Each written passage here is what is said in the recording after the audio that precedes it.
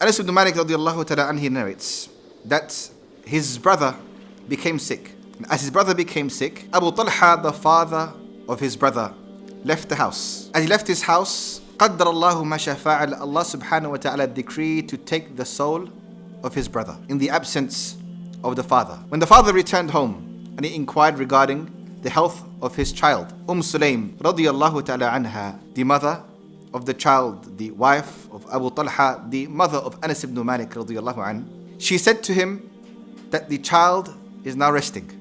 Abu Talha radiallahu ta'ala anhu, he understood from this that the child is now resting, as in he's better, so he's sleeping. But what Sulaym radiallahu ta'ala anha intended was the child is now resting, meaning he is with Allah subhanahu wa ta'ala. Ibn Kathir rahimahullah ta'ala mentions that Al-Qadi and Imam Ahmad rahimahullah ta'ala used to say that the scholars of Islam unite unanimously that the children of Muslims will enter Jannah. That the children of Muslims who pass away as children will enter Jannah as a form of mercy to the mothers and fathers who lose their children. So she said radiyallahu ta'ala anha that the child is now resting. He is resting, huwa askanu ma kan. He is resting or better than before, because the life of the next world cannot be compared to anything. The life of the next world is the ultimate level of pleasure and the ultimate level of tranquility and the ultimate level of peace. So Sulaym radiyallahu ta'ala anha, she understood this, and she said to her husband that the child now is in this form of rest, this ultimate pleasure.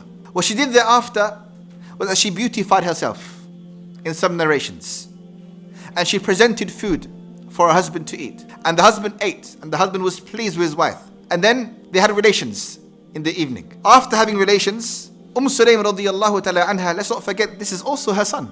Sulaym radiyallahu ta'ala anha, she woke her husband up and she said to him to prepare the funeral, to prepare the burial of her son, to prepare the burial of their son. To which Abu Talha radiyallahu ta'ala anhu, he became angry. He said, we did all of this and you didn't tell me beforehand? In other narrations, as was recited to us in the narration of Al-Bukhari, or rather in the narration of a Muslim, Sulaym, when she found out about the death of her son, she told all of her companions and all of the people that knew her husband not to inform him, because she wanted to be the one that informs her husband. And this gives us another benefit, and that is that there are certain people who can tell or inform people of a calamity better than others. There are certain people who can inform others with comfort, or they know how to present or pass details on of a calamity with a greater level of adab than others. And Sulaym radiyallahu ta'ala anha knew that if she were the one to present, to inform her husband of the death of their son, then she'll be able to do so in a manner that can soften the blow, like in a manner in which the husband will be able to not react out of impatience or not react out of what the shaitan calls, because she knows how to present this information to him. And thus, even though she lost her son, she became patient, and she called towards patience, and she beautified herself, and she used words that could make the husband think that the child was well, and she presented herself in a beautiful manner, and she provided food, and then she even had relations. All of this when she lost her son radiyallahu ta'ala anha, because she knew deep in her heart that Allah subhanahu wa ta'ala does not take the children of Muslims except He guarantees for them paradise.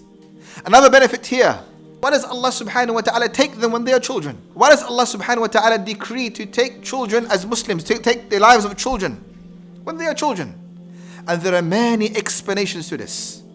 From amongst them is that Allah subhanahu wa ta'ala knows best their situation, knows best what would have happened, what could have happened if He were to leave them on earth. We said the ultimate goal of Allah Jalla wa Ala is al-akhirah.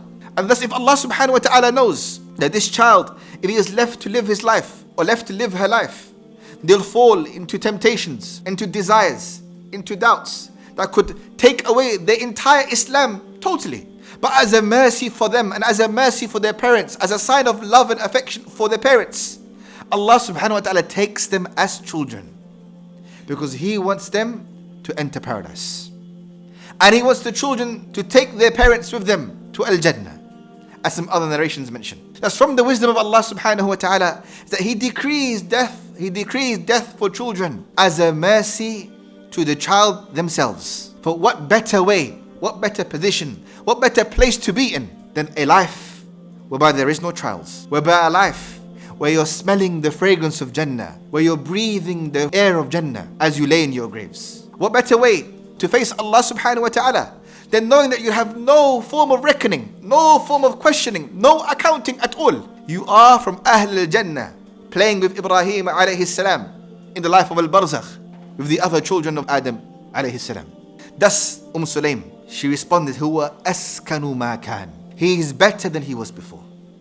He is more tranquil than he was before. He is in the greatest position that he will ever be, ever before.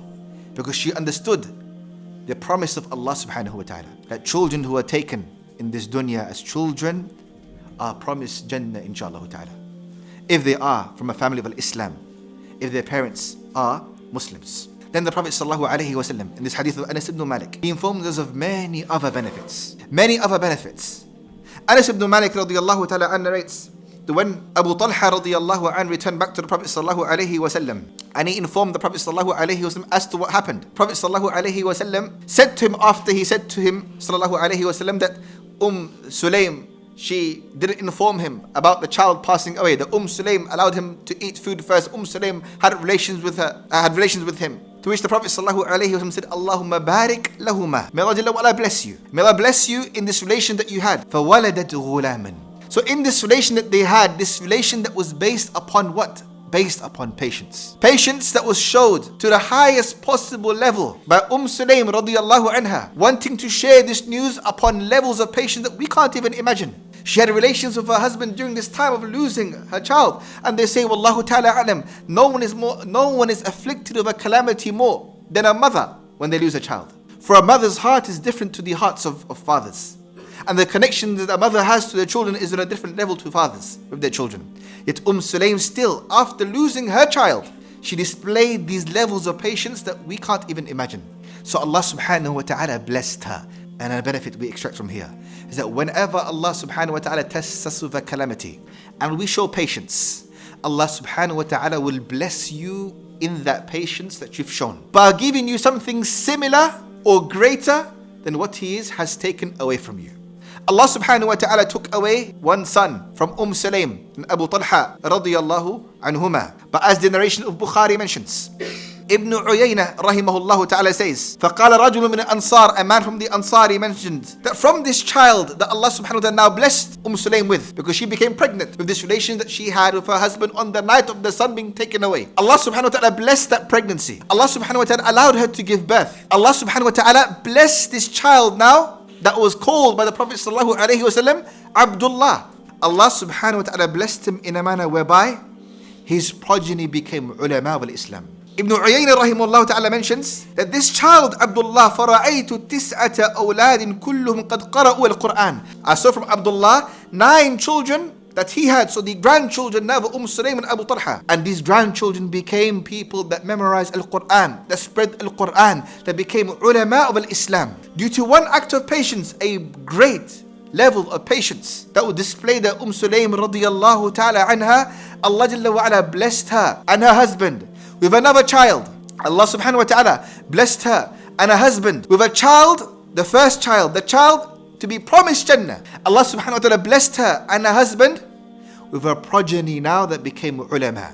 So now they are in their graves knowing that their son is from the inhabitants of paradise and reaping reward until the end of time. They are gaining reward until the end of time. And how are they gaining reward until the end of time? For their children were ulama, and their children taught students of knowledge the deen of Allah subhanahu wa ta'ala, taught them how to recite Al-Quran, became a reference in the recitation of Al-Quran, and we are reciting the book of Allah subhanahu wa ta'ala through teachers upon teachers upon teachers who studied with the grandchildren of Sulaym and Abu Talha. How Allah subhanahu wa ta'ala rewards patience. How He subhanahu wa ta'ala honors people who are patient. How He subhanahu wa ta'ala raises their rank with a calamity and replaces the calamity with blessings in every possible way. Knowing that your children are from the inhabitants of paradise, and then feeling a coolness in the grave day by day. Day by day, your reward in your grave becomes better. Day by day, it becomes more cooler for you. Day by day, you smell fragrances in Jannah that you hadn't smelled the day before. Day by day, you find pleasure of Allah subhanahu wa ta'ala and mercy displayed to you in your grave that increases, that becomes better with more affection and more love as the days go by due to the sadaqah jariyah of your children, the sadaqah jariyah of your grandchildren. A blessing that Allah subhanahu wa ta'ala blessed Sulaym and Abu Talha radiyallahu anhuma with.